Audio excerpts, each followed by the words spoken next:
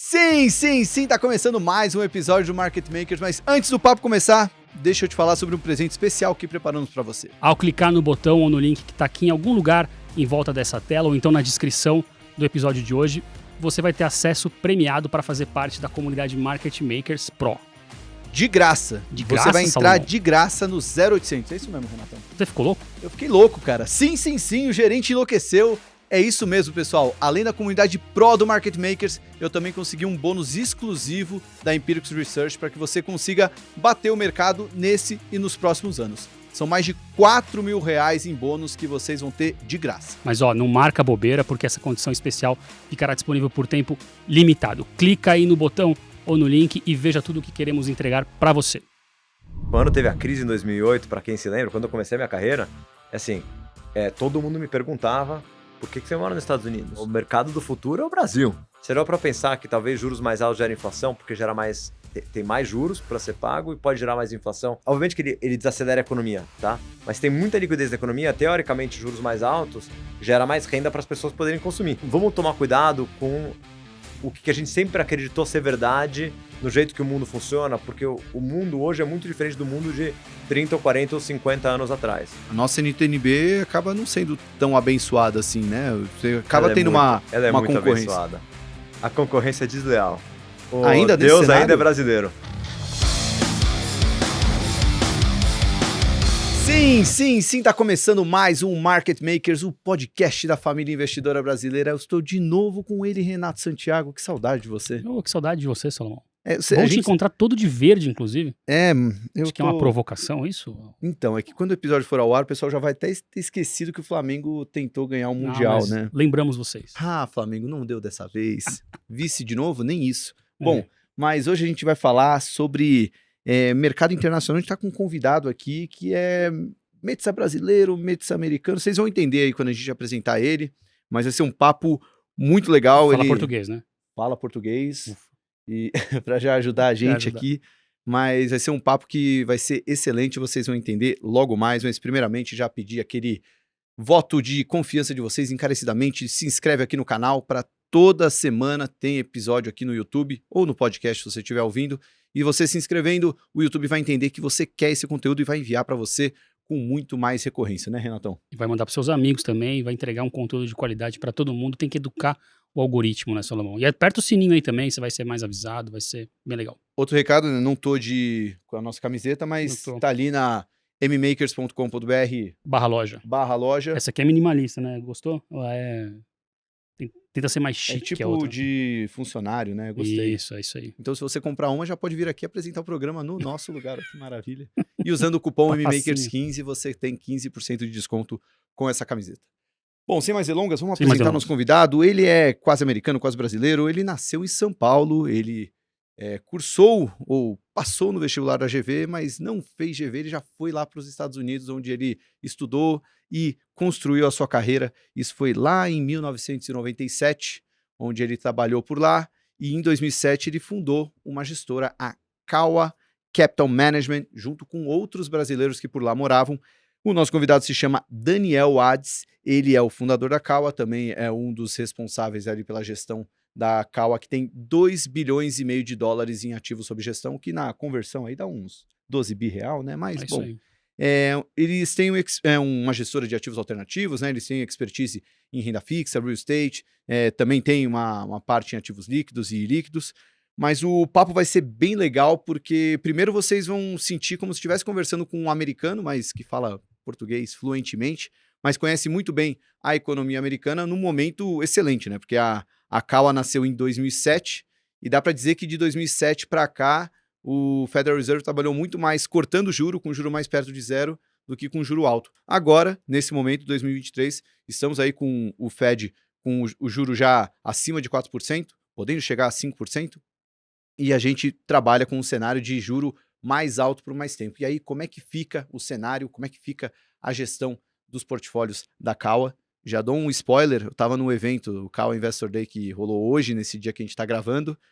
Ele não estava muito otimista não com o cenário, mas vocês vão saber agora, quando a gente apresentar o Daniel aqui para a nossa audiência do Market Makers.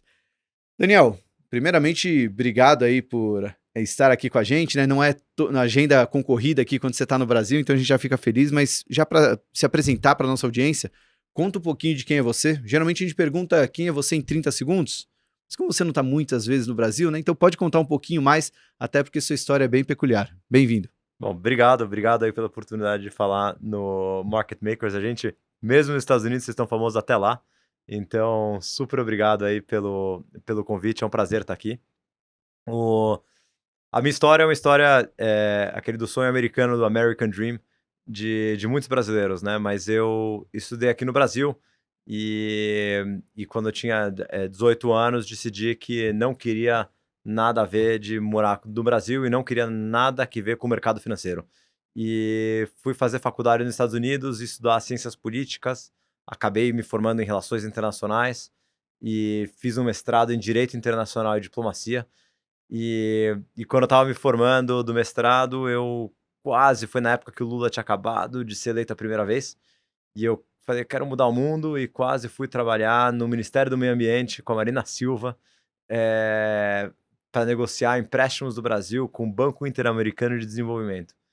E aí, não sei o que me deu, e falei, putz, será que eu vou para Brasília? Será que eu não vou? E por acaso, recebi uma proposta de trabalho em Miami, para ir trabalhar num family office, e fui para lá. Entre Brasília e Miami, né? Acho que é uma escolha meio difícil. A escolha foi difícil. Talvez tenha mais brasileiro em Miami, tá? Né?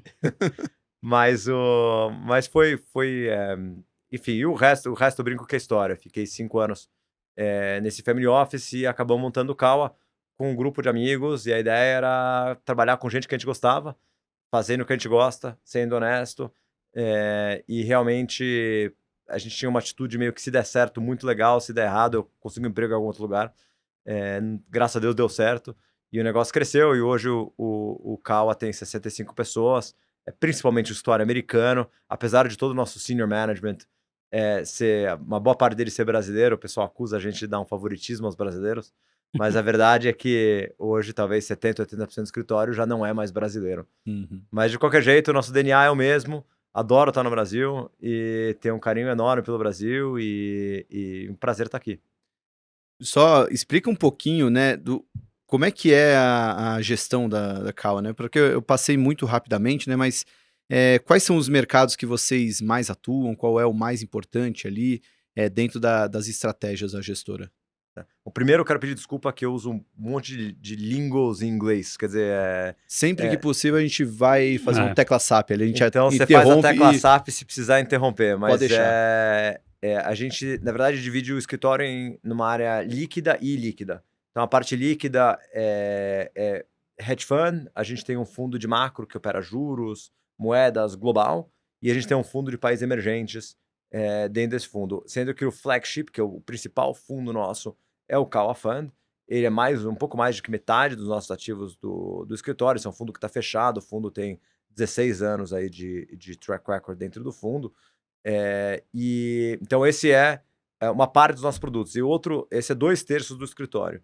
O outro 1/3 do escritório são coisas que não são negociadas em bolsa ou em balcão, que são ativos ilíquidos. Podem ser imobiliários, podem ser não imobiliários. A gente já fez financiamento de projeto solar, já compramos créditos fiscais, já financiamos securitização de navio de baía petrolífera, já fizemos tudo quanto é tipo de coisa que você pode imaginar. Se já inventaram um ativo, se dá para financiar, a chance é boa que a gente já fez isso daqui nesses 15 anos. Então o história é dividido na parte líquida e ilíquida, e dependendo, assim, conforme vão passando os anos, tem mais oportunidades de um lado, mais oportunidades do outro.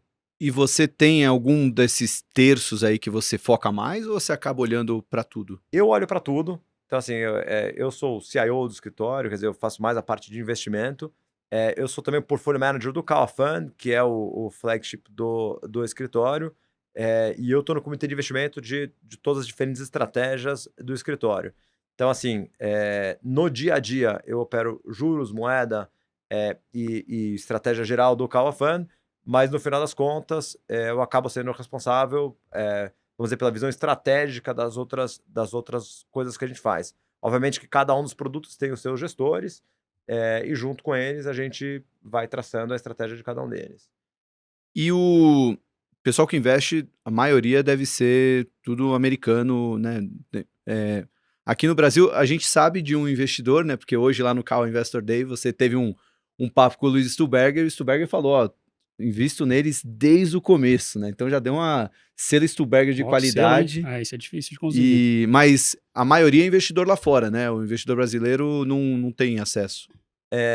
Sim, a gente nunca fala quem são os investidores, assim, até fiquei um pouco com vergonha hoje de manhã, mas para mim foi uma super honra. Mas a verdade é que a gente tem uma mistura. Quando eu comecei a minha carreira e quando começou o fundo, a gente tinha muito investidor brasileiro. Mas por eu ser brasileiro, por eu conhecer pessoas aqui no Brasil, e com os anos isso daqui foi evoluindo. Hoje, se você olha a alocação do escritório, ela é mais investidor estrangeiro do que investidor latino. A gente tem investidor no Chile, na Colômbia também.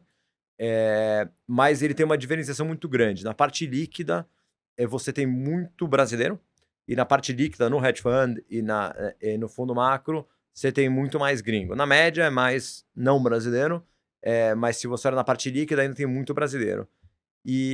Mas mais porque o escritório cresceu e não porque os brasileiros diminuíram. Então, é mais uma questão de proporção do que qualquer outra coisa. Vocês não operam ações? Ou eu que não anotei direito?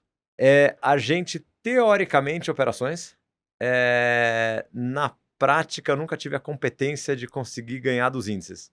Então, eu cheguei à conclusão que é melhor fazer o que eu consigo agregar valor do que tentar fazer o que eu não consigo agregar valor. E depois de alguns failed experiments, umas experiências falidas aí, de tentar fazer ação, a gente chegou à conclusão que é uma coisa muito difícil de fazer consistentemente. O nosso mandato permite fazer ações, a gente faz de vez em quando. O fundo, às vezes, tem ações, a gente tem um fundo imobiliário alemão hoje no fundo, tem algumas coisas que a gente faz no mercado acionário, mas, assim, de uma forma geral, é principalmente crédito. Bom, então já deu a deixa, né, para Market Makers FIA. A gente tem uma carteira recomendada, tem um fundo de ação que replica a nossa carteira. Então, ó, se vocês quiserem, que nem o Daniel, né, não tem essa expertise em ações, só abrir a conta lá na Empíricos Investimentos e investir no nosso fundo, digita lá Market Makers, que já vai aparecer. Aí, se puder mandar um zap pro seu investidor Luiz Stuberger também. Então. Ele pode fazer um aporte aqui. Agora que a gente já quebrou o sigilo bancário dele mesmo, convertendo do dólar para o real, né? Fica até barato a aplicação mínima inicial, né? É. Mas bom, chega de jabá, vamos falar de mercado. Daniel, eu estava lá, né, na apresentação, né? Vocês falaram de cenário para 2023, falou um pouquinho do que vocês fizeram em 2022. O que me marcou, assim, eu sei que não está um momento muito favorável para mercado, né? Mas você usou algumas expressões que mostraram a sua cautela, o seu até um pessimismo em relação ao que pode vir, principalmente no lado da política monetária americana.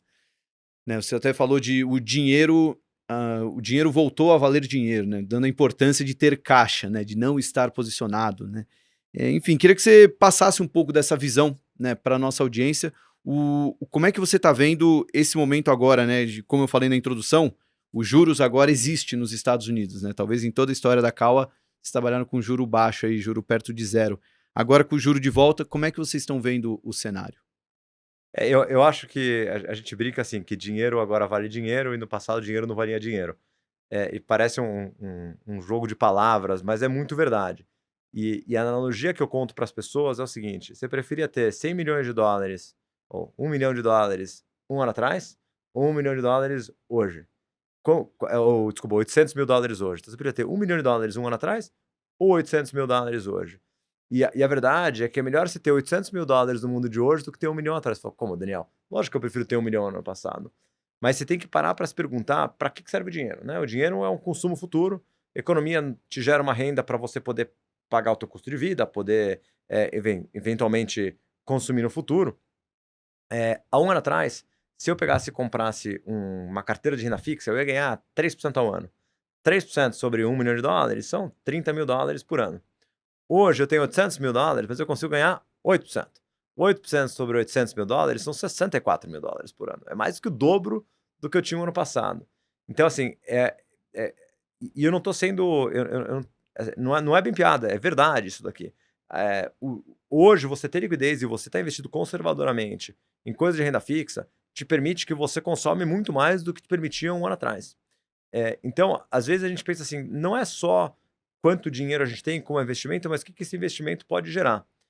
Quando os bancos centrais, na década de 2010 a 2020, abaixaram os juros, eles basicamente falaram para a gente, olha, o teu dinheiro não vale nada.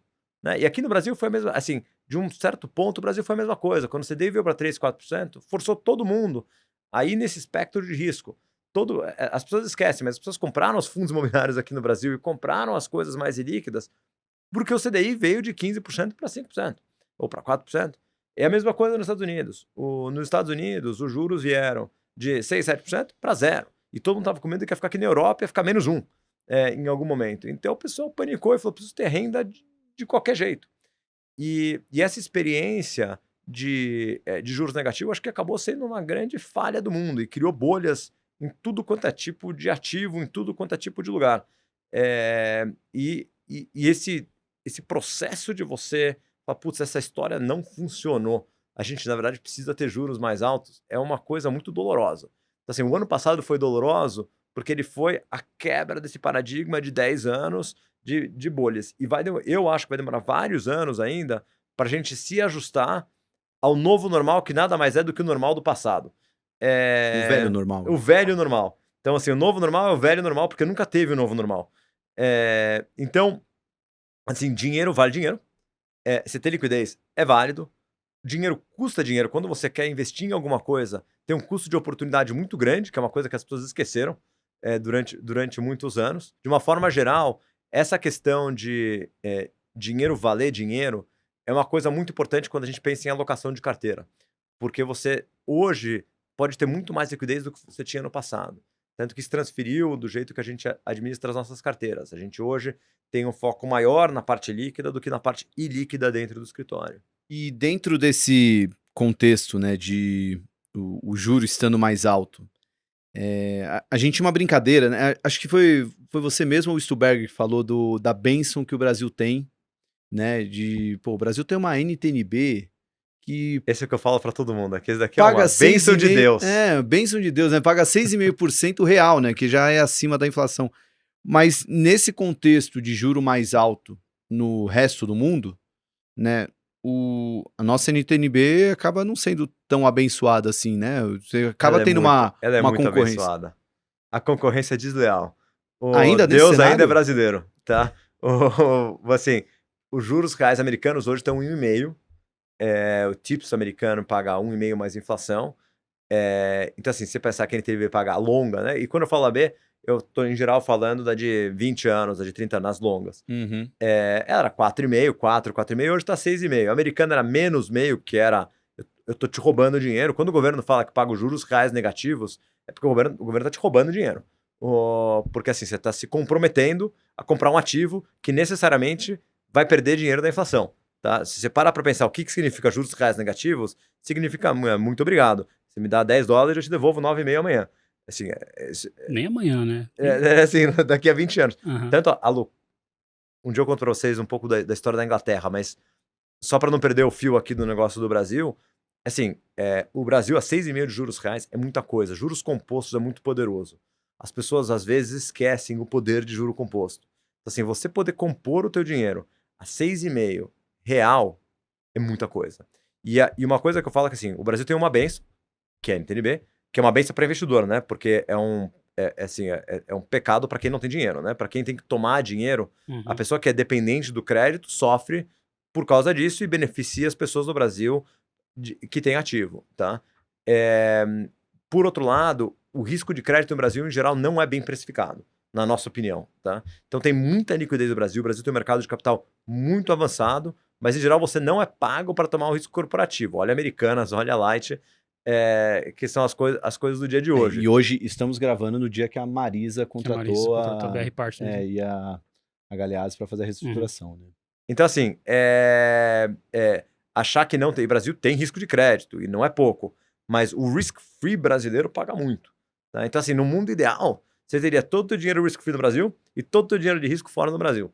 Obviamente que o mundo não é perfeito e ninguém consegue fazer isso daqui na prática, mas é bom ter essa forma de você olhar a carteira de investimento, porque realmente você tem que pensar onde que eu tenho coisa com risco e onde eu sou pago pelo risco e onde eu sou pago porque os juros locais são altos.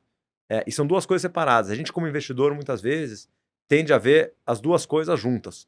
Mas, na verdade, eles são dois componentes do retorno. Tem o risk-free rate e a taxa de retorno pelo risco do ativo. Agora, você falou que até como um brasileiro que mora tanto tempo lá fora, por que as pessoas não vêm correndo trazer o dinheiro para cá, então? Porque eu também acho que 6,5 real é ótimo, né, por 20 anos, mas por que o dinheiro não vem para cá, daí não baixaria o câmbio e esse juro sumiria? Por que isso não acontece? Acontece, só que ele tem ciclos. Uhum. Então, assim, se eu estivesse conversando com você em 2002 e fosse de 2002 a 2008, o Brasil era a bola da vez. Quando teve a crise em 2008, para quem se lembra, quando eu comecei a minha carreira, assim, todo mundo me perguntava por que você mora nos Estados Unidos? O mercado do futuro é o Brasil. O que você está fazendo querendo fazer um fundo de investimento lá? Assim, o Brasil não tem problema, tem commodities, tem isso. Estados Unidos, a alavancagem de hipoteca, de mortgage residencial explodiu, e Lehman Brothers e fundo do Madoff, e aqui a gente tem CVM, a gente tem Vale do Rio Doce, tem Petrobras, isso daqui que é o solidez do mundo. O Brasil que é velho, né? O Brasil que é velho. Então, assim, essas coisas andam em ciclos, tá? Uhum. Só que esses ciclos são longos, eles são muito longos. Eles são ciclos de, às vezes, 10, 15 anos. Quem comprasse EWZ, que é a ETF de Brasil em dólar lá fora, acho que, eu não sei exatamente, mas tipo assim, faz 20 anos que esse negócio não anda para lugar nenhum. Ele sobe, ele desce, ele sobe, ele desce, ele sobe, ele desce. 20 anos completamente parado. Foi pior. Emerging Markets, nos últimos 10 anos, foi uma das classes de ativos, assim, eu chamo a classe de ativo abandonada do mundo. Nem mais faz parte de classe de ativo. Então, se você vê o asset allocation dos americanos lá, tem conversíveis, tem municipals, tem high grade, high yield, bank loans. Cadê emerging market? Assim, nem tá mais lá dentro, tá? Uhum. Mas agora, uma coisa que eu brinco com o investidor também, é que assim, as coisas sobem de preço porque tem mais comprador que vendedor e cai porque tem mais vendedor que comprador. Não tem mais nenhum outro motivo, tá? Assim, você pode me falar que teve a notícia que subiu o preço da ação, assim, com todo respeito a jornalista e mídia, assim, as notícias tentam explicar o que aconteceu, mas as coisas não acontecem porque a notícia aconteceu. E muitas coisas acontecem e, assim, a notícia tenta explicar, mas às vezes ela aconteceu o que aconteceu por outros motivos. E por acaso, ele mete o que aconteceu na notícia. Então, vou te dar um exemplo do que eu tô te falando. Vamos dizer, chegou assim, o Federal Reserve abaixou os juros 25 basis points e o mercado subiu, porque todo mundo acha que agora o custo de capital caiu. Mas o mercado subiu porque tinha mais comprador que vendedor, porque a notícia podia ser, o Federal Reserve subiu 0,25 basis points e o mercado subiu porque agora a economia está muito forte e vão achar que os lucros vão subir. Você está tentando justificar por que caiu e subiu. Você olha o motivo e depois tenta achar a causa, né? Você vê juros subiu e bolsa subiu, é porque o mercado entendeu que a economia está forte. Então, enquanto que a gente brincava disso do analista, quando a gente tinha que escrever notas no InfoMoney explicando o que aconteceu com a bolsa, tinha dia que não fazia o menor sentido. A gente brincava que tinha um analista que ligava, né? E você falava, pô, a Vale tá caindo. Né? Que a Vale tá caindo porque... correção, né? Ela subiu muito, agora é realização de ganhos. Não, ela tá caindo há 5 dias. Então é continuidade das perdas. Então assim, vê o que tá acontecendo, vê como é que tá o cenário. É uma descrição, não é uma causa. Mas essa história é engraçada, mas assim, você vai lembrar de mim assim, agora, quando tá caindo é porque tem mais vendedor que comprador. Essa é a única coisa que eu posso te falar com certeza. Tem mais gente vendendo que tem gente comprando. E se ele tá subindo é porque tem mais gente comprando que vendendo. Aí assim, a gente pode se perguntar, bom, tem mais gente comprando que vendendo porque... o mercado corriu demais e agora tá voltando a subir. Aí a gente pode ter uma discussão por que tem mais pessoas querendo comprar do que vender. E a mesma coisa para país emergente, tá? Então, assim, nos últimos 10 anos, por que foi tão mal o país emergente, assim, como asset class, tá? Tem todos os problemas, eu posso te contar os problemas da Argentina, e do Equador, e da Venezuela, e do Brasil, que foi para cima, que foi para baixo, que, assim, posso te contar 1000 motivos por que caiu, mas a verdade é que as pessoas realmente desalocaram de país emergente, tá? E a pergunta não é o que aconteceu nos últimos 10 anos? É o que vai acontecer nos próximos 10 anos? Então a pergunta que eu me faço é a seguinte, nos próximos 10 anos, o comprador ou vendedor marginal, ele é comprador de país emergente ou vendedor de país emergente? Tá? Se todo mundo já vendeu, assim, não precisa de muita gente para comprar para ter mais comprador que vendedor. Tá? Uhum. Então... Mas aí vira aquilo que ele falou, vai subir porque caiu. Exatamente, mas assim, não é que vai subir porque caiu. Vai subir porque tem mais comprador que vendedor. Ele pode ter caído e pode continuar. Se tiver mais vendedor... Então, assim, eu não sei se vai ter mais comprador do que vendedor. Mas a minha sensação é que, assim, já ficou quase como tão irrelevante que esse fluxo pode voltar. Entre a gente achar que... Eu acho que a NTNB é um super negócio faz 20 anos. Eu te dou um exemplo, talvez mais brasileiro. Assim, eu acho que é muito claro que CDI é um ótimo investimento no Brasil. Tá? E você olha esses gráficos de CDI, você... por que a pessoa continua fazendo outras coisas? Né? Ou não para falar mal de nenhum outro tipo de investimento, porque os Estados Unidos é a mesma coisa, tá? Não é que é Brasil e assim, a gente tem sempre a esperança que a gente vai conseguir fazer melhor do que o CDI, que a gente vai conseguir ganhar mais. Mas quando as pessoas são realmente honestas com elas mesmas e olham as carteiras delas nos últimos 10 anos, eu realmente ganhei ou perdi. É difícil ganhar no mercado. Mas, tendo dito tudo isso, eu acho que assim, eu acho que deveria ter um caminhão de dinheiro entrando em país emergente, especialmente quando os juros reais são tão altos, tá? Então, daria para dizer que nesse momento, se fosse fazer esse exercício de futurologia de daqui 10 anos, emergentes seriam para cima? Você estaria comprando emergentes? Olhando para 10 anos? Com muita volatilidade. A gente tem NTNB no fundo, por exemplo, tá? Assim, mas é tudo também uma questão de proporção. Assim, você vai comprar Brasil, é bom você ter um bom estômago. Assim, Brasil ainda é dos melhores, tá? Vai comprar Argentina, vai comprar Equador, aí você vai ver o que é sofrer na vida. Mas é verdade, assim, você ganha dinheiro, mas você sofre pra caramba. Quem é brasileiro tá acostumado com isso daqui, mas não dá pra você ficar olhando de mês a mês ou de ano a ano essas coisas. A brincadeira que eu tenho, há um ano atrás, a gente tinha a Argentina no fundo. E aí um monte de investidor vinha pra gente e falava assim, Daniel, como que você tem a Argentina no teu fundo? Você não sabe que a Argentina já defaultou 11 vezes nos últimos 100 anos? Que é verdade, tá? Aí eu falo, lógico que eu sei que defaultou 11 vezes. Quer dizer que ela reestruturou 10. Então teve 10 outras vezes que todo mundo acreditou que a gente ia pagar. Então em algum momento alguém vai achar que vai pagar de novo.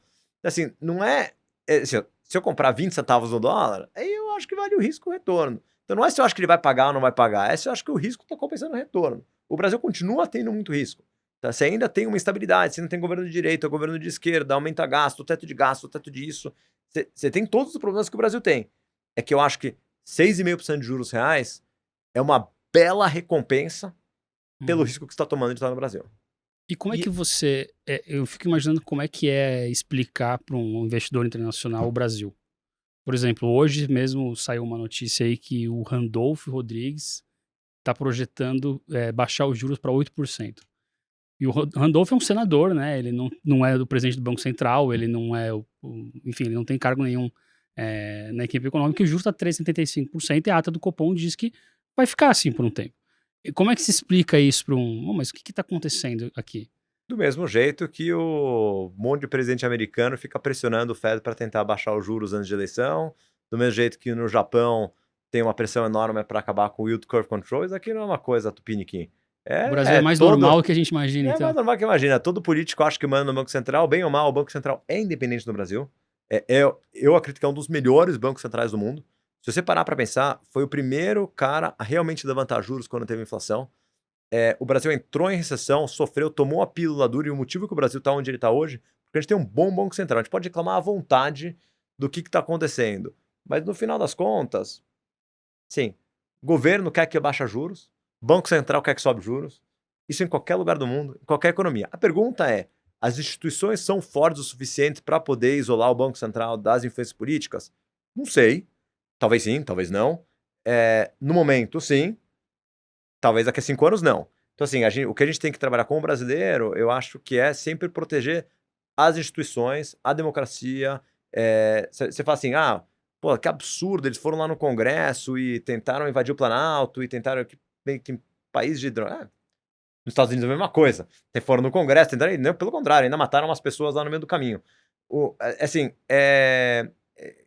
as coisas, às vezes, que acontecem aqui também acontecem em qualquer lugar do mundo. É que a gente acha que a gente mora na República de Banana, porque realmente tem muitas coisas no Brasil institucionalmente que são muito fracas. Nosso judiciário, nosso sistema de educação. Tem realmente muitas coisas no Brasil que são aquém de onde deveria estar hoje. Mas achar que o senador pegar e falar que acha que o juros vai estar baixo é uma coisa só brasileira, é uma coisa mundial. Voltar para o ponto que a gente levantou a bola e não cortou, né?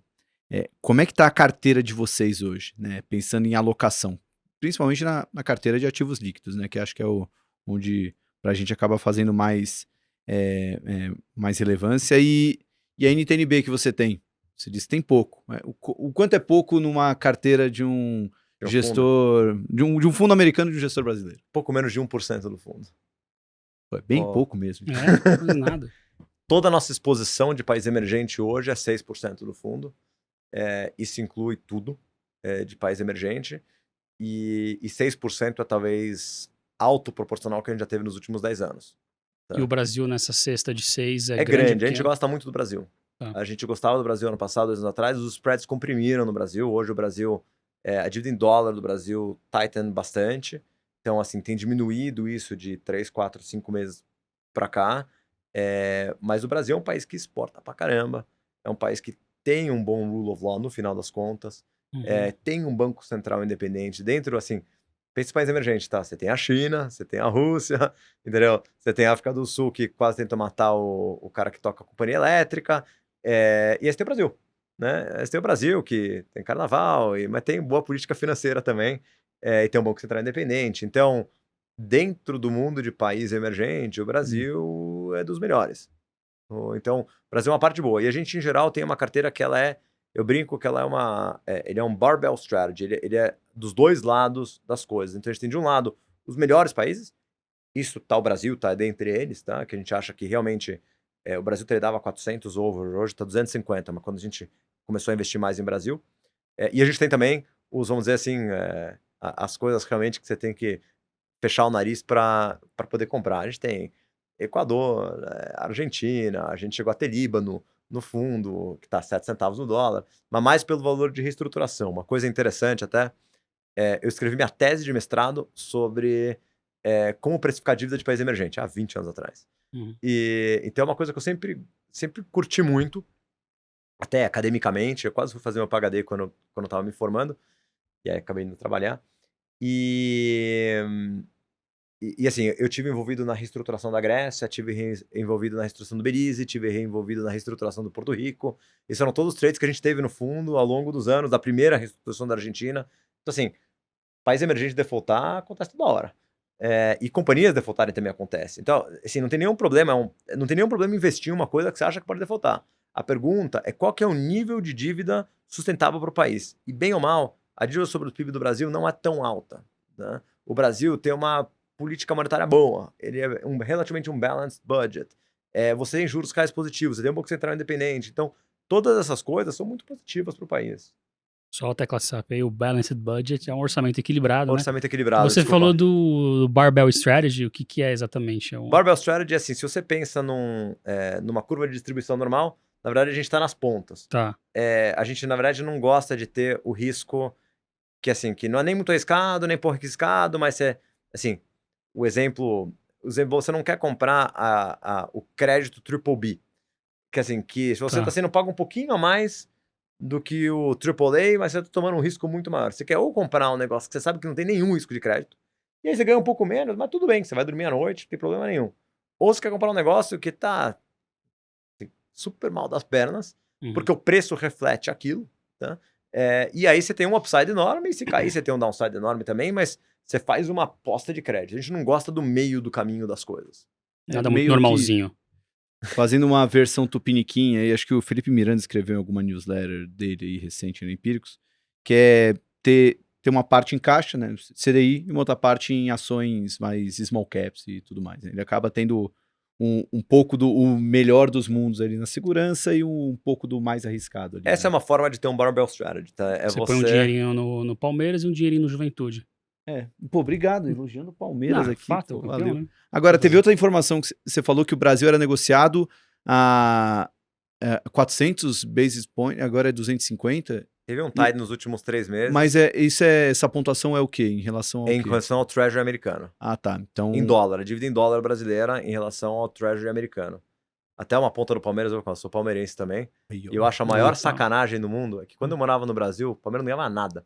Aí eu fui morar fora... Que é a maior parte da história do Palmeiras, né? Não, que isso. Tirando aquela fase do Parmalat, a fase Crefisa. Eu vou morar fora, não ganha nada. Puta sacanagem. Foi embora em 97, pelo menos... Viu um paulista, viu um tinha paulista. Parmalat, viu um paulistinha, foi isso. Temos 2 da geração Parmalat aqui, Estamos num momento maravilhoso, maravilhoso. Depois, se quiser, eu te dou um overview de Palmeiras aí. Não começa, não mas acaba só para audiência que não está tão familiarizada, com o Palmeiras. com a diferença do Brasil para o Treasury americano. Quanto maior essa diferença, significa... Mais arriscado. E agora essa diferença está menor, é Tá isso? menor. Então, se um Treasury americano de 10 anos paga 4% em dólar, tá? A dívida brasileira em dólar, negociada lá fora, não risco real, agora risco em dólar, hoje pagaria na casa de 6,5 e pagava 8. Então, assim, de novo, tem que sempre diferenciar o risk-free, que é o Treasury americano, com o risco. Quando eu falo que o spread era 250 basis points, é simplesmente o componente de risco Brasil. Que não é alto, tá? Ele é relativamente baixo hoje, em dólar. Por quê? Porque o Brasil tem muita reserva, o Brasil tem pouca dívida externa, o Brasil exporta muito. Então, assim, de novo, é difícil o brasileiro ouvir que o Brasil vai bem, mas essa é a verdade. Eu acho maravilhoso ouvir isso. A gente quer que o presidente tenha sorte, inclusive, né? Já aprendemos isso num episódio recente. É. Mas bom, acho que você está com uma visão mais positiva aí para Brasil, emergentes, mas lá no painel você trouxe até um dado sobre a curva de juros americana. Se não me engano, janeiro 25, o mercado já está precificando um juro lá perto de 3%. Isso. Hoje o juro está em 4,5, né? 4,5 com um cara que vai estar, assim, tá precificado que vai estar em 5 daqui a 3 meses, 2, 3, 4 meses. Então seria daqui 2 anos os juros vão cair 200 basis points e, nas suas palavras, isso é uma insanidade, né? Esse juro cair tanto assim. Queria que você falasse um pouco sobre isso, porque seria uma insanidade cair tanto, por que você acha que vai ficar mais alto, por que o mercado acha que vai cair, enfim, dá um pouco do seu parecer aí sobre o cenário para juros. Antes de eu te dar o parecer do cenário para juros, eu te falo, um forecast é tão bom quanto nada, tá? Porque a chance de eu estar certo é 50-50.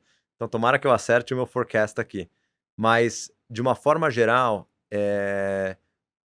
a expectativa no mercado hoje é que o Fed vai continuar subindo até os 5 e pouquinho por cento. E aí, imediatamente depois, 6 meses depois, a economia deve entrar numa leve recessão, a inflação deve cair pra caramba, como já está caindo hoje nos Estados Unidos, tá?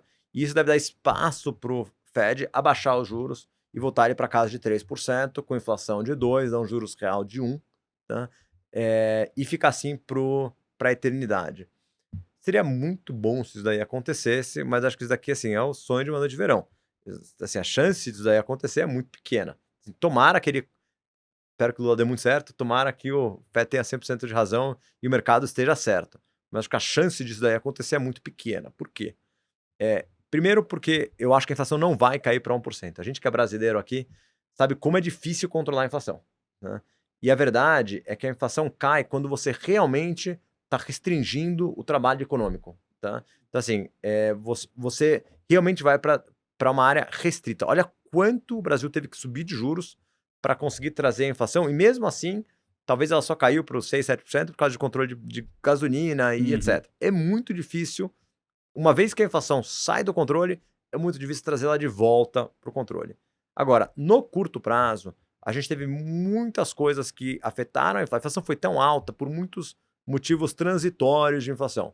Seja ele porque tinha problema no supply chain, em português, cadeia de suprimentos. Na cadeia de suprimentos de importação, a China estava fechado, o desemprego extremamente baixo, os estímulos do governo americano, muitas dessas coisas que estão se normalizando e estão se aliviando. Mas o principal delas é o desemprego. E assim, desemprego baixo demais gera inflação, porque você não consegue contratar pessoas. Né? Eu sinto isso na pele no meu escritório, eu sinto isso na pele quando você tenta ir no restaurante, o restaurante está 30% fechado, porque já aconteceu várias vezes comigo, porque não consegue ter gente para servir. Tá? Então, essa pressão de inflação por causa de desemprego é muito forte. E o desemprego está super baixo, e continua ficando baixo, e cada vez está mais baixo ainda. Então, assim, eu não enxergo a inflação conseguindo cair para baixo sem você ter uma recessão. Tá? Então, esse é ponto número 1. E eu não estou vendo essa recessão de tão claro. Ponto número 2 é que a inflação também, assim, um dos motivos por que o governo baixaria os juros seria para estimular a economia. Então, mesmo que o desemprego, vamos dizer, suba um pouquinho, mas a inflação continua, o governo não tem nenhum incentivo de desestimular a economia, de incentivar mais a economia, vamos dizer assim, a não ser que ele tiver 100% de certeza que a inflação está under control. Então, contanto que a economia não desaqueça demais, mesmo que a inflação caia, por que o governo vai baixar os juros antes do tempo? Ele já percebeu a besteira que ele fez em 2016, 17, 18, 19, que criou todos os problemas do ano passado. Ele vai já agora pegar e embarcar de novo numa preemptively, quer dizer, antes de acontecer o evento, vamos abaixar os juros para não correr o risco da economia entrar em recessão? Eu acho que não. Tá? Então, assim, eu acho muito difícil ter esses 200 basis points de cut. Pode acontecer? Lógico que pode. Tá? Mas acho que para ele acontecer, você precisa ter um problema de crédito. O que eu tenho muito medo hoje nos Estados Unidos, onde eu estou bem negativo nos Estados Unidos, é que com os juros a 5%, e no Brasil, de novo, o brasileiro entende isso daqui melhor do que muito americano. Assim, ter que refinanciar a dívida, ter que rolar dívidas que você tinha, que você tomou quando os juros eram bem mais baixos, é uma coisa que dói muito. Tá? E se você é uma economia relativamente alavancada, como é a economia dos Estados Unidos, as empresas, prédio comercial, etc., e você tem que refinanciar a tua dívida quando os juros são bem mais altos, é altamente recessionário e pode criar uma crise de crédito. Tá? Então, assim, a gente enxerga de 2 cenários. Ou a economia realmente está muito resiliente, o desemprego continua muito baixo e o Fed não vai baixar juros, simplesmente porque não vai baixar, porque ele realmente não vai conseguir trazer a inflação para aquele 1, 2% de uma forma consistente, porque o desemprego continua realmente muito baixo. Ou, se ele conseguir abaixar, porque realmente você teve um problema de crédito muito grande e você está com medo de ter um problema sistêmico dentro do negócio. Mas, assim, ter o sonho que ele vai conseguir navegar esse soft landing perfeito, de que os juros vai estar lá em 5% e perfeitamente a inflação vai cair para 2% e ele vai conseguir abaixar para 1% os juros, é muita perfeição. Assim, talvez eles consigam, mas eu vejo o cenário como uma porcentagem. Eu vejo todo mundo sempre como uma porcentagem de possibilidades. Né? De todas as possibilidades, eu vejo essa menor possibilidade. Eu vejo as outras 2 pontas como uma possibilidade bem maior. E nessa parte de renegociação, né, que você até falou de uma crise de crédito, quando você fala de crise de crédito, seria algo estilo subprime? Seria uma simples crise de crédito? O que é uma crise de crédito com um juro tão alto assim, empresas tendo que renegociar? Olha, nenhuma crise é igual a outra. Tá? Então, assim, a primeira coisa que eu falo para todo mundo, esquece residential housing, quer dizer, hipotecas residenciais. Essa foi a crise do passado. A crise do futuro vai ser outra. Tá? Que nem o Covid foi uma coisa que ninguém esperava, o subprime foi uma coisa que ninguém esperava, a próxima crise vai ser uma coisa que ninguém espera. Tá? Então, você não sabe de onde vai vir. Eu posso te dar, assim, alguns chutes de onde eu acho que poderia vir, mas a chance de eu estar certo é tão grande quanto a chance de eu estar errado. Tá? Mas eu acho que ela não vem dos lugares onde está todo mundo olhando. Isso é a primeira coisa. A segunda coisa é que eu acho que o problema sistêmico, em geral, é quando o sistema financeiro tem um problema sistêmico. E os bancos estão super bem capitalizados nos Estados Unidos. Tá? Se tem uma coisa que mudou muito, é que o banco realmente hoje é mais regulado, ele é quase um utility mais do que um profit center. Ele é quase uma companhia de luz do que um centro de lucro dentro do universo americano. Tá? Então, são muito mais bem capitalizados, eles têm menos alavancagem, tomam muito menos risco do que tomavam no passado. Então, eu não vejo você ter um risco sistêmico do sistema financeiro. O que eu acho que vai acontecer, de novo, pensando em 10 anos e pensando em trends de longo prazo. Sempre se fala, quando eu encontrava com investidor durante muitos anos, eles falavam, o governo fala que a inflação é 1,5%, mas não é verdade. A minha inflação é 5%. Né? O número da inflação está errado. Está manipulado, tá isso. É verdade, não está manipulado. Tá? É que assim, a inflação, ela é normalmente um basket de consumo. Ele é X% comida, X%. Cada um tem a sua, né? Cada um tem a sua. Mas como, assim, eu acabo falando com pessoas que têm mais meios, que têm ativos, tá? E como tinha uma inflação de ativos, os juros caindo fazia com que o preço dos ativos subia muito mais do que subia os preços de consumo. Tá? Que era o dia a dia do cara. Então, o cara se sentia mais pobre porque o dinheiro que ele tinha não conseguia mais comprar a casa da praia, que antes ele podia comprar a casa da praia. Então, as casas da praia subiram muito mais de valor do que foi a inflação no período. Mas isso foi muito mais um efeito dos juros baixos, dos juros caindo, do que realmente a inflação ter sido mais alta. O que aconteceu? Desigualdade no mundo aumentou pra caramba. Tá? Rico ficou mais rico, pobre ficou mais pobre. E assim, eu que estudei desenvolvimento econômico e gosto muito de política social e gosto de governo, é uma tristeza, tá? Foi uma coisa realmente muito triste. O que eu acho que vai acontecer? Eu acho que a desigualdade do mundo vai diminuir, tá? Se talvez tenha um otimismo sobre toda essa história, é que eu acho que com o desemprego muito baixo, eu acho que a inflação de assalariado, wage growth, vai ser muito mais alto do que o crescimento de ativos, porque os ativos devem cair de preço porque os juros são mais altos e o wage growth deve continuar. E assim, a gente muitas vezes pensa que o governo americano vai diminuir os juros porque você tem uma crise de crédito. Então, em 2008, teve uma crise de crédito, ele abaixou os juros para proteger a economia, etc. Mas lembra que aquela crise de crédito foi das pessoas, foi do pessoal do dia a dia, foi o cara que tinha hipoteca, foi de todo mundo. Eu não acho que o governo vai pegar e vai, a não ser que tenha um problema sistêmico de novo, tá? Que eu não acho que vai ter, que ele vai baixar os juros porque o fundo da Blackstone de Private Equity está quebrando. Ele está pouco se lixando para isso. Assim, e no final das contas, isso é uma coisa boa, não é uma coisa ruim, tá?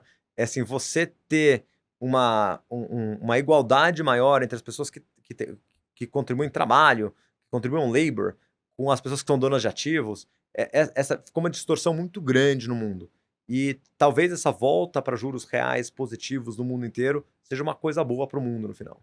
Daniel, eu acho que se a audiência aí mais de esquerda estiver ouvindo, vai fazer um mind-blowing ali, né? Ouvir que o juro mais alto pode ajudar a diminuir a desigualdade, né? Porque o Renatão puxou a fala do Randolph falando que o juro tem que baixar e é meio que quase que um palanque de governo isso aí, né? É um pensamento até meio contra-intuitivo, mas faz todo sentido, né? Se você pensar que isso vai tirar o valor dos ativos, né? E o desemprego vai continuar baixo, vai aumentar vamos dizer, o poder do chão de fábrica mesmo. Essa é uma discussão filosófica que a gente tem muito no escritório. Mas essa lógica, a desigualdade diminui um pouco, diminuindo o poder o valor do ativo. O valor do mais rico. É isso. Não necessariamente aumentando. Então, assim, a desigualdade diminui, mas em tese vai aumentar, né? Porque a inflação... Então, mas como é que vai aumentar? O assalariado vai aumentar se o juro tá alto? Então, vamos dar um step para trás aqui. Isso aqui é uma coisa muito... Um assim, passo. Um passo para trás. É uma coisa que a gente pensa muito sobre isso, tá? Eu vou até fazer uma provocação, até antes de contar isso daqui.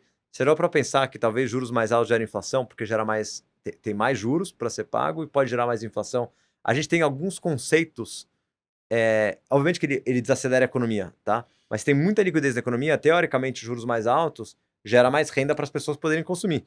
Então assim, vamos tomar cuidado com o que a gente sempre acreditou ser verdade no jeito que o mundo funciona, porque o mundo hoje é muito diferente do mundo de 30 ou 40 ou 50 anos atrás, tá? O que é muito ruim para, vamos dizer, para o pobre no final? Juros reais, inflação, tá? Então assim, os juros reais positivos não é necessariamente... Juros reais positivos é muito ruim para o governo, porque o governo toma dinheiro e ele acaba pagando juros reais positivos para financiar a dívida do governo, mas o que mata, na verdade, a desigualdade é a inflação. Então assim, tem que tomar muito cuidado com esse negócio, juros mais baixos ajudam as pessoas mais pobres. É uma coisa relativamente imediatista, porque se isso daqui acaba gerando mais inflação, ele acaba machucando mais a pessoa mais pobre. Eu acho que a gente não consegue tentar usar a política de governo, política monetária, para tentar endereçar a questão de desigualdade econômica. Acho uma péssima ideia, tá? Porque assim, talvez tá certo, talvez tá errado. Eu tava até no evento hoje, vou até acreditar o Luiz, da história das focas, acho que na Antártica, que ele falou, tá morrendo todas as focas, que os lobos estão comendo todas as focas. Aí foi lá e matou todos os lobos. De repente tem milhões de focas lá. Aí as focas começam a morrer de fome porque não tem comida para foca. Foi lá e reintroduziram os lobos. Então assim, para matar as focas. Então, assim, é que nem o negócio de política. Não. Tem um problema que o juros está negativo, então vamos aumentar os juros. Não, vamos diminuir os juros, vamos manipular isso. Eu acredito muito em free markets, tá? Em mercado livre. Apesar de eu ter talvez um viés um pouquinho mais de esquerda do que a média das pessoas no mercado financeiro, eu acredito muito em um free market. Mas o free market, ele realmente criou, nesses últimos anos, muita desigualdade social na economia, tá? Os ricos ficaram mais ricos, os pobres ficaram mais pobres, é uma realidade, tá? A pergunta foi o free market que criou a desigualdade social ou a desigualdade social aconteceu por outros motivos que não tem nada a ver com o free market. O fato delas serem correlacionadas não cria uma questão de causalidade, tá?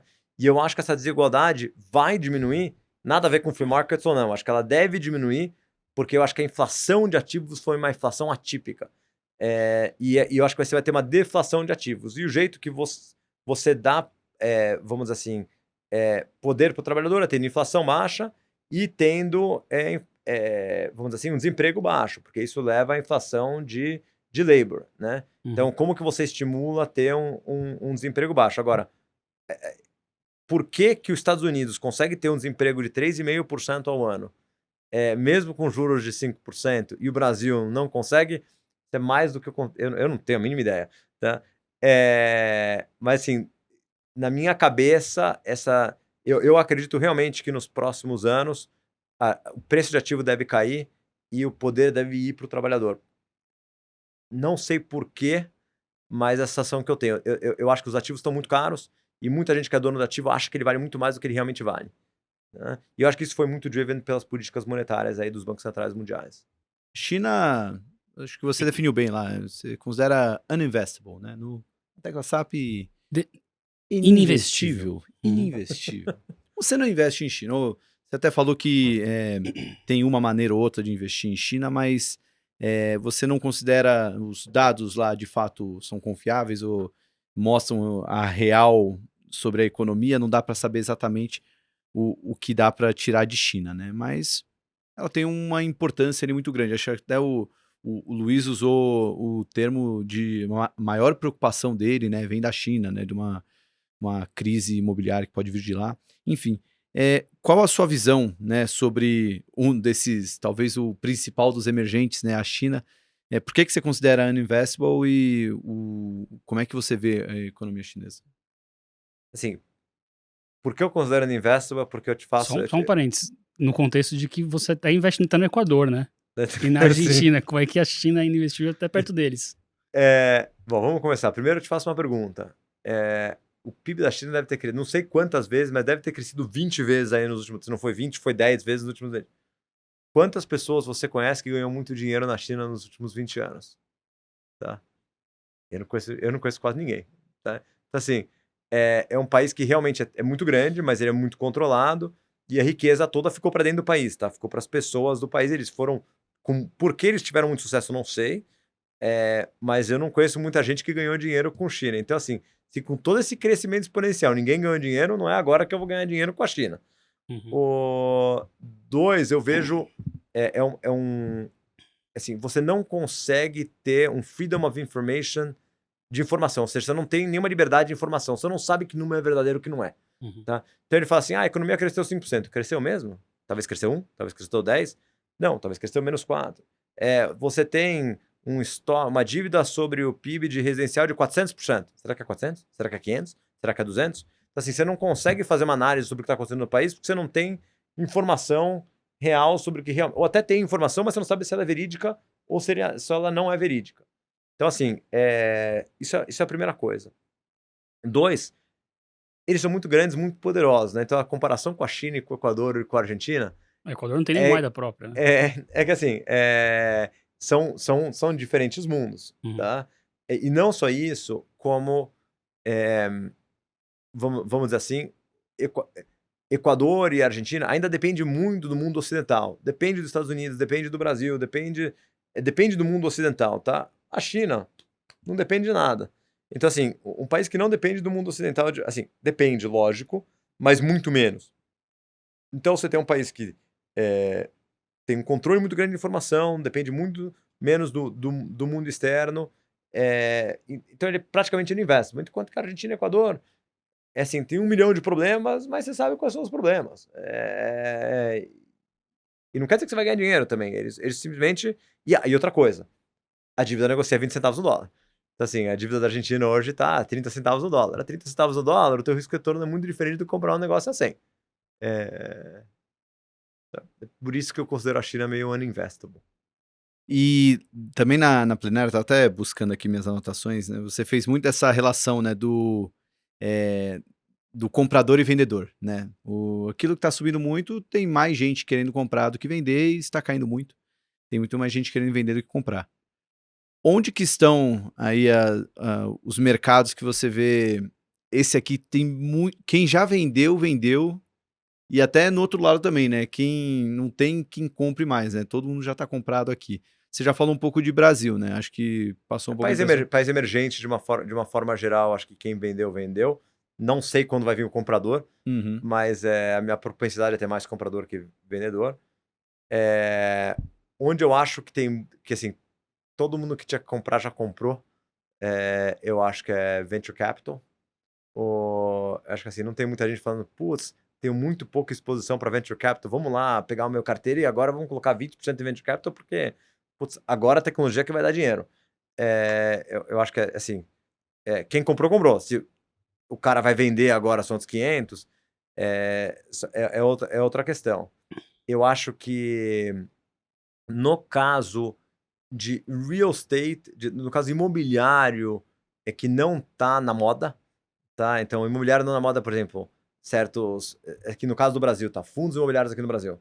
Pode cair mais ainda, mas tem uma boa chance que já tá tão barato que alguma hora todo mundo que tinha que vender já vendeu e talvez o cara chegou na hora de comprar. De novo, eu não tenho esse tipo de coisa no meu fundo, mas a sensação que eu tenho é que todo mundo que já se arrependeu de ter comprado isso daqui já vendeu. Os mãos de alface já deixaram... Já foram, talvez não. Muitas vezes demora anos para voltar. Tá? Nos Estados Unidos, por exemplo, shopping. Tá? Há uns 3, 4 anos atrás, assim, você falava shopping, você falava, putz, eu vou investir em shopping center, era como se fosse o alienígena de Marte. Então, assim, você não está entendendo? A Amazon acabou com todos os shoppings do mundo e teve um chacoalho muito grande, muitos deles quebraram, mas muitos deles sobreviveram. Tem gente que gosta ainda de ir no shopping, eles se reinventaram, colocaram mais praça de alimentação.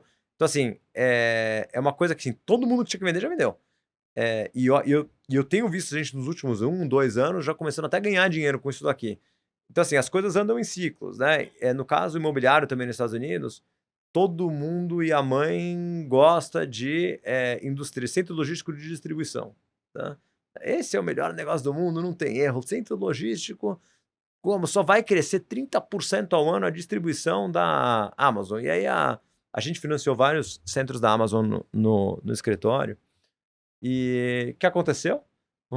Estão agora com alguns deles totalmente fechados porque tem um oversupply de centro de distribuição da Amazon. Então, assim, estou dando alguns exemplos de assim, mais comprador de vendedor. Às vezes não é só se o setor está bem ou se o setor está mal. Se todo mundo tinha comprado, já comprou. Se todo mundo tinha que vender, já vendeu. Tem um efeito manada ali, né? Tem um efeito manada muito grande. E tem certas coisas que eu acho que são neutras. Equities, por exemplo, nos Estados Unidos, ações, eu consigo ver neutro, tá? Eu acho que a gente tinha uma visão alguns meses atrás que as coisas realmente estavam mal. A gente fechou todos os nossos shorts de mercado nos Estados Unidos em setembro, outubro, porque a gente falou, putz, tá todo mundo muito negativo nesse negócio. E foi uma decisão super acertada no fundo, tá? Na época. Assim, raramente a gente acerta desse jeito. Mas daquela vez a gente estava certo. E realmente foi isso. E eu falava, o meu maior medo, e eu escrevi nas minhas cartas, era de ter a gente chama de um melt-up, que é ter um derretimento para cima. Porque simplesmente não tinha mais vendedor e o preço começa a subir e aí fica aquele FOMO, sabe? Fear of missing out, de, puta, eu devia ter ações, eu não comprei, aí compra também, não tem mais quem vende, e o negócio começa a subir. Bolha. Mas não é bem uma bolha, é meio você tem um rebalanceamento de supply and demand dentro do negócio, porque quando você pensa em ações, você não pode esquecer, você olha para um índice, né? Só que o índice tem valor nominal. Então, se você pensa no S&P, ele estava 4.800 um ano atrás, tá? Hoje ele está 4.000. Ele não caiu de 4.800 para 4.000, ele caiu de 4.800 para 4.000 e teve 10% de inflação nominal no ano passado nos Estados Unidos. Então ele caiu mais ainda. Quando você olha, então você tem que olhar as coisas sempre em valores reais, né? Você tem que ver qual que é os múltiplos das companhias. Agora ficou um pouco mais caro do que estava 2, 3 meses atrás. Até pensa de novo em voltar a short o índice agora. Mas, assim, equities nos Estados Unidos eu enxergo muito podendo... Eu consigo ver os dois lados. Tá? E uma outra coisa que também a gente gosta de falar é que para você ter um bom investimento, ou um bom trade, você não precisa acertar na direção do que... Você não precisa acertar o que você acha que vai acontecer. Então, se eu acho que o mercado de ação vai subir, mas todo mundo acha que o mercado de ação vai subir, eu não vou ganhar muito dinheiro. Né? Se eu acho que vai cair e todo mundo acha que vai cair, eu também não vou ganhar muito dinheiro. Né? o que eu preciso, na verdade, para como que a gente gera valor no nosso fundo, como que você gera valor no mercado financeiro como gestor? Você tem que achar alguma coisa, discordar de todo mundo e você tem que ter razão. Né? Então, assim, não adianta nada você achar uma coisa, discordar de todo mundo tá errado. Então, assim, muitas vezes a gente acha que vai acontecer alguma coisa, mas todo mundo acha a mesma coisa, então não tem o que fazer. Por que acontece? Quando você acha que o mercado vai subir, todo mundo acha que vai subir, quando vem aquela notícia ruim, ele despenca, porque todo mundo está posicionado do lado errado. Tá? Quando você acha que ele vai cair, todo mundo acha que ele vai subir, ele sobe devagarzinho, você está errado, você não perde muito dinheiro. Quando ele cai, ele despenca e você ganha uma fortuna. Então, o negócio todo é você achar a simetria de risco-retorno nas coisas que você está investindo. E não necessariamente acertar a direção do que você acha que vai acontecer. Bem legal esse racional, Daniel, porque a gente aqui tem a nossa carteira de ações e a gente conversa com gestores todos os dias, né? Além dos que vêm aqui no podcast, a gente conversa diariamente com eles, né? A maioria é gestores de ações, que é o que a gente mexe aqui, né? E quando a gente criou a carteira, muita gente falava, então vocês vão pegar as principais ideias do que os gestores estão fazendo? Não, é exatamente o oposto. A gente tem nossas próprias convicções, a gente tem nossos estudos que a gente faz, e o Matheus Soares toca isso aí 24 horas por dia. E a grande parte das ações da nossa carteira, poucos gestores falaram aqui no nosso programa, né? E até quando a gente fala que está investindo nelas, teve um estranhamento. Fala, nossa, mas você gosta dela mesmo? Por quê? Isso deixa a gente até um pouco confortável, assim, fugir um pouco dos modismos, né? Aqui no Brasil a gente teve uns casos bem emblemáticos recentemente, né? Caso de Natura, Apivida, empresas caíram aí 50%, 60% e a maioria dos gestores de ações do Brasil ou tinham muito, né? Não tinha gente que não tinha ação na carteira, né? E a gente fazendo esse estudo, usando até o programa como um check, né? A gente vê, ninguém tá falando dessa empresa e a gente tá adorando aqui os estudos que tá fazendo. Acho que aqui tem uma oportunidade. Legal isso aí, né? Legal, muito legal. Pensando que estamos no caminho certo, né? Vou aportar mais. Deu meio que certo lá a cala, né? Bom, quer trazer mais algum ponto, Eu queria trazer um ponto só até meio antropológico, assim, de você, brasileiro, né? Você lembra muito bem da inflação alta aqui no Brasil, mas sempre que a gente fala aqui sobre inflação, que o fenômeno que está tendo nos Estados Unidos agora, é que assim, aqui no Brasil, você conversa sobre inflação com o taxista, você conversa sobre inflação com qualquer pessoa, todo mundo sabe do que se trata, e que quando isso aconteceu nos Estados Unidos, o pessoal não sabia muito lidar, não soube o que fazer. Isso é verdade? E como é que é pra você ali falar, olha esses gringos aí, não manjam nada, deixa eu ensinar pra eles. Eu acho que eles não manjam nada de juros. É? Eu acho que eles não manjam, assim, eles não têm ideia o que é lutar contra a inflação. Eu lembro de criança, Cruzeiro Real, cruzado novo, tirava zero. Tinha um carimbo na cédula, assim. Tinha de tudo. Uhum. Então, assim, é um negócio difícil pra caramba. Você olha na hora que o negócio entra na economia, tirar ele da economia é muito difícil. Então, acho que eles não têm muito essa ciência. E se você olha com os americanos mais velhos, eles têm. Porque nos anos 80, quando teve o Volcker nos Estados Unidos, teve uma super recessão nos Estados Unidos e realmente machucou. Foi quase uma década perdida os anos 80 nos Estados Unidos. Foi muito difícil eles tirarem a inflação. Assim, a analogia que... então, assim, eu acho que eles... não sei tanto se é o americano ou se é o pessoal de 20, 30 anos... Os Nutella. No mercado financeiro. Então, assim, assim, você tem que ter levado muita porrada na vida. Eu tinha meu fundo quando aconteceu a Lehman Brothers. A Lehman Brothers era um dos bancos que a gente fazia negócio quando ela explodiu, tá? Assim, quem passou por isso morre de medo de risco de banco. Eu durmo um pesadelo de banco. Você começou teu fundo em 2015, você nunca passou por isso. Então, assim, eu tenho uma visão muito mais... E quanto mais tempo passa, mais respeito eu tenho para os gestores mais antigos. Eu tenho muito respeito para o pessoal velha guarda. Porque eles viveram umas coisas que a gente nunca viveu. Você vê os gestores já têm 50, 60, 70 anos, eles contam as histórias. E, assim, você aprende muito, mas você nunca vai viver o que ele viveu e você nunca vai sentir o que ele sentiu. Então, hoje, até estava numa conversa, até dentro do coisa, começou a falar de ouro, né? Assim, você fala de ouro com alguém de 20, 30 anos de idade, o cara fala, você tá maluco. Tem um problema, vou ter Bitcoin. Vou ter ouro, vou ter Ethereum, vou ter alguma outra coisa. Então, mas eu acho que tem uma sabedoria muito grande dos gestores mais antigos. Então, voltando à tua questão da inflação, eu acho que as pessoas não têm uma ciência do que... Não é que eles não entendem a inflação, eu acho que eles não entendem o que significa lutar contra a inflação. Que eu acho que os brasileiros entendem muito mais como é difícil isso. Então, acho que assim, não é a inflação que eles não entendem, é como lutar contra ela, que como é difícil tirar. Doença, como é difícil tirar, é uma doença. Como é difícil tirar isso daqui, é um câncer isso daqui. Ô, Daniel, o que você acha que te ajuda ou te atrapalhou, te atrapalha nesse tempo aí na Kawa, sendo um brasileiro morando nos Estados Unidos? O que acha que o fato de ter nascido e criado no Brasil te trouxe alguma coisa que te dá uma vantagem nos Estados Unidos e alguma coisa que te atrapalha? Olha, eu acho que o brasileiro é um pouco mais tranquilo, um pouco mais relaxado com a vida. De uma forma geral, assim. Todo mundo é mais desencanado, mais tranquilo. Quando eu montei o negócio, a gente acabou montando um negócio muito mais, a gente chama layback, muito mais de bem com a vida. Estamos lá para trabalhar, estamos lá para ganhar dinheiro, mas também assim, a vida é uma só, todo mundo vai morrer e se não der certo, deu certo do mesmo jeito. E eu acho que essa cultura do nosso escritório é muito assim, e eu acho que isso fez a gente ser um pouco diferente do resto das outras pessoas. A gente não, assim, ninguém trabalha fim de semana lá no escritório, assim, fim de semana você tá com a tua família. Eu não vou lá às 6 horas da manhã fazer conference call no escritório. É uma coisa muito, muito nossa, acho que isso é muito de brasileiro. Então, acho que o brasileiro realmente tem uma perspectiva de vida muito melhor do que os americanos sobre o que é importante, o que não é importante, família, não família, trabalho, amigos, tomar uma cerveja. Eu acho que isso me ajudou muito sendo brasileiro.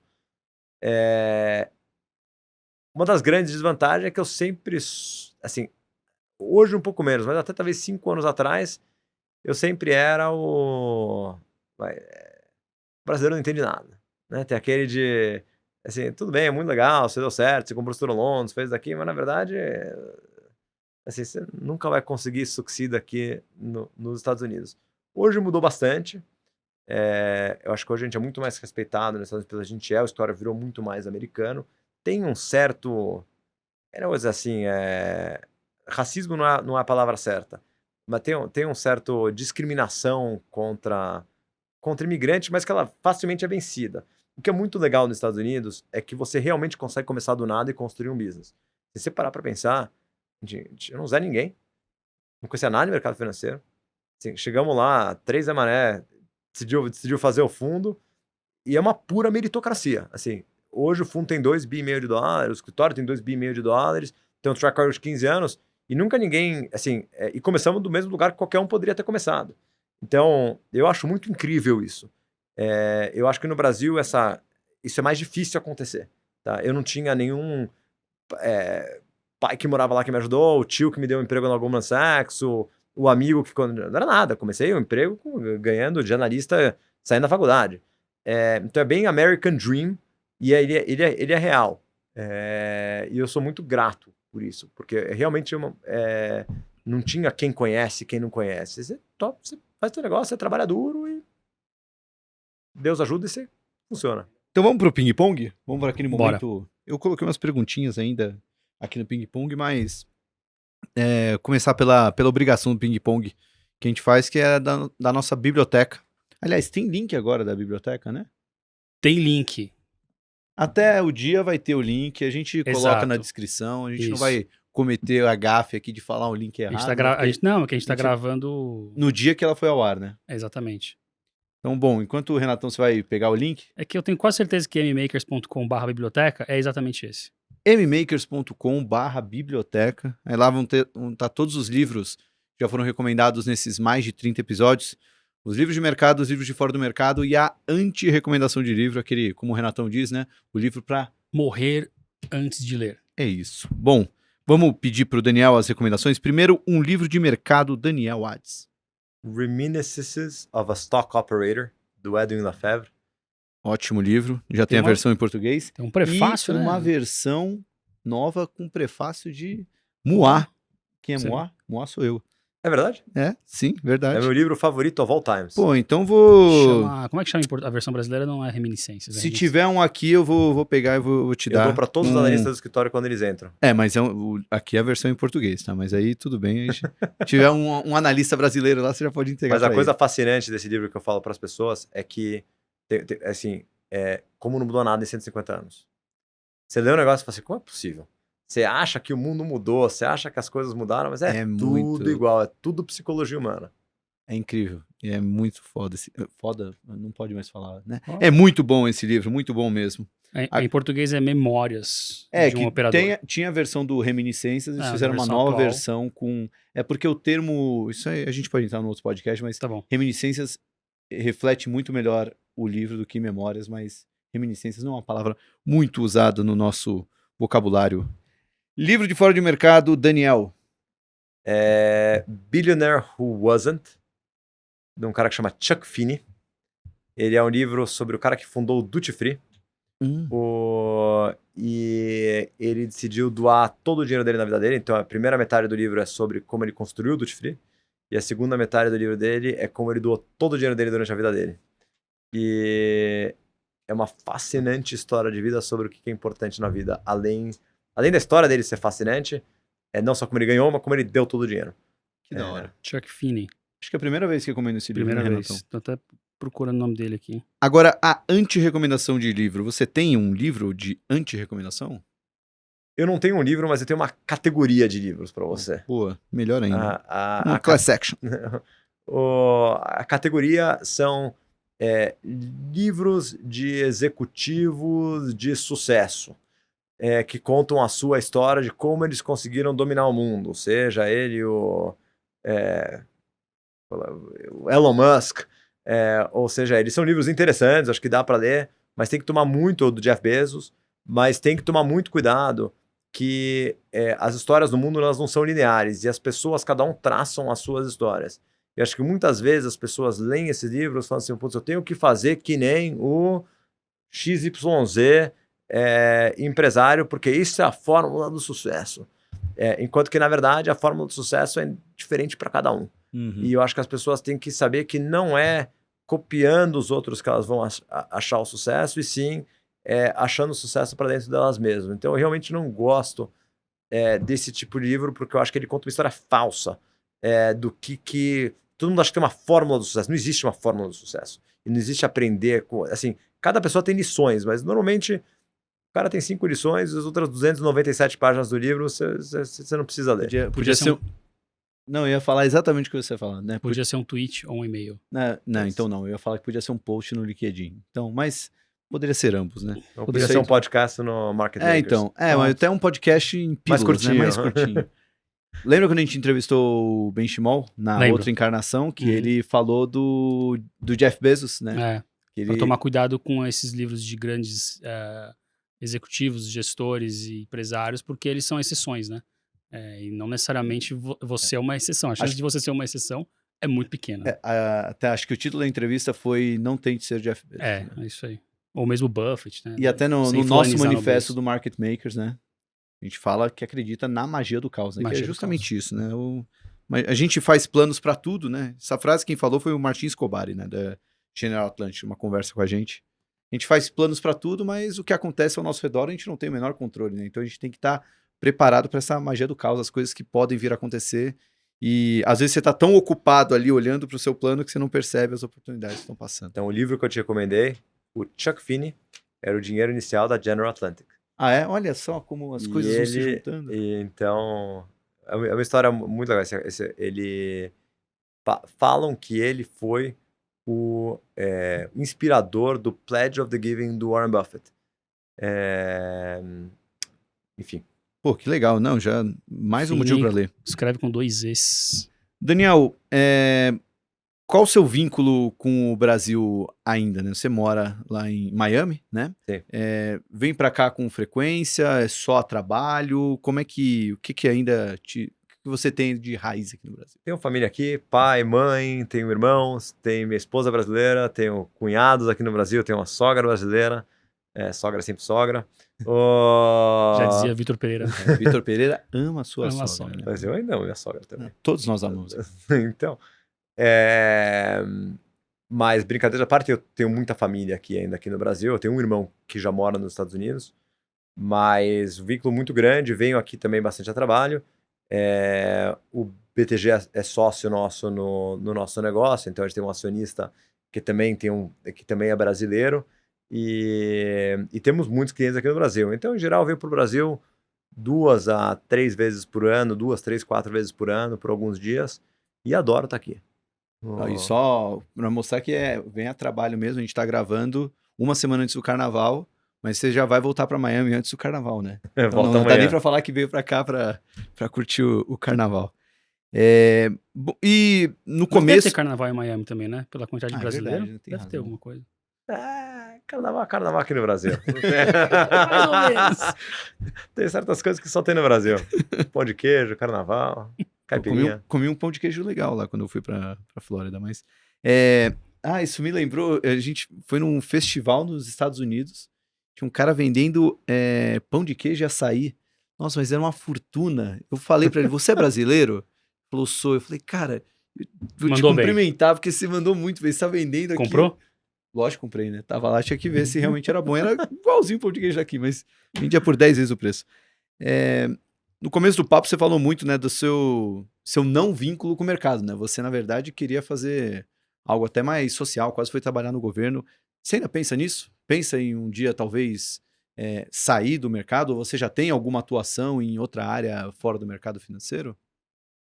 Olha, eu cheguei a uma conclusão na minha vida que era mais fácil eu fazer um impacto no mundo ganhando bastante dinheiro e dando esse dinheiro depois e fazendo impacto do jeito que eu quero, em vez do que tentar dedicar as minhas horas de trabalho puramente trabalhando no governo. Hoje, eu e minha esposa, a gente tem uma fundação nos Estados Unidos, a gente é comida a dar uma boa parte do nosso dinheiro para filantropia, e uma coisa puramente egoísta, tá? Não é porque eu sou um cara super bondoso nem nada, é porque a gente acha que a felicidade de você... Uma vez que você tem uma certa quantidade de dinheiro que você não consegue mais gastar ela praticamente, você acaba sendo muito mais feliz fazendo esse dinheiro trabalhar de uma forma produtiva. Seja ele tendo seus próprios projetos. A gente tem um viés muito grande, a gente gosta muito de moradia, de coisas com moradia. Acho que a moradia é um dos maiores problemas hoje mundiais, custo de moradia. Então a gente mora em São Paulo, vem aqui, mas o professor da escola não consegue morar perto da escola, no bairro onde moram os alunos, porque ele tem que dirigir 1h30, porque a gente não paga bem o professor o suficiente para poder conseguir ter um apartamento. E a gente gosta muito de educação.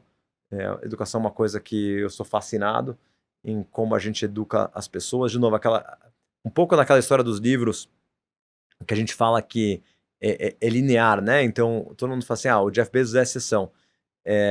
Eu falo assim, eu sou uma exceção. Assim, quase vira e mexe, aparece gente no escritório, conta um pouco da tua história, eu quero montar o meu hedge fund, como que eu faço, né? Eu falo, não tem fórmula. A maioria das pessoas que tem muito sucesso na vida deles, normalmente são exceções. As pessoas caíram lá por acaso e, de alguma forma, chegaram fazendo isso daqui. Eu não sei como te falar como fazer. É a magia do caos. É uma magia do caos, né?